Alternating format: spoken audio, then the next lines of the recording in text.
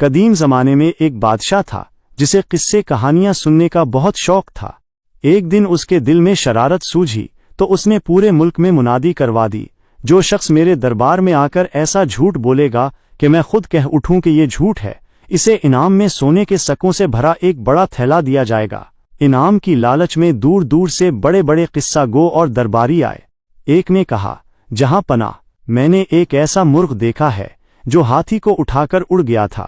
بادشاہ مسکرا کر بولا، ممکن ہے، قدرت کی قدرت ہے، یہ سچ ہو سکتا ہے۔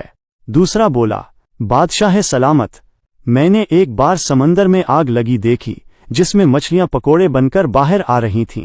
بادشاہ نے جواب دیا، شاید موسم گرم ہوگا، پانی کھول گیا ہوگا، میں اسے جھوٹ نہیں کہتا۔ بادشاہ دراصل بہت عیار تھا، وہ ہر بڑے سے بڑے جھوٹ کو ممکن ہے کہہ کر رد کر دیتا تاکہ اسے انعام نہ دینا پڑے۔ آخر کار ایک غریب کسان دربار میں حاضر ہوا، اس کے ہاتھ میں ایک بڑا خالی مٹکا تھا۔ بادشاہ نے پوچھا، تم کیا سنانے آئے ہو؟ کسان نے سنجیدگی سے کہا، عالی جاہ، میں کوئی کہانی سنانے نہیں آیا بلکہ اپنا قرض لینے آیا ہوں۔ بادشاہ نے پوچھا، کیسا قرض؟ کسان بولا، جہاں پناہ، شاید آپ بھول رہے ہیں، آپ کے مرحوم والد نے میرے مرحوم والد سے 1000 سونے کے سکے ادھار لیے تھے اور وعدہ کیا تھا کہ ان کا بیٹا یعنی آپ یہ رقم واپس کرے گا۔ میں وہی 1000 سکے لینے آیا ہوں۔ یہ سن کر بادشاہ مشکل میں پڑ گیا۔ دربار بھرا ہوا تھا اور ساکھ کا سوال تھا۔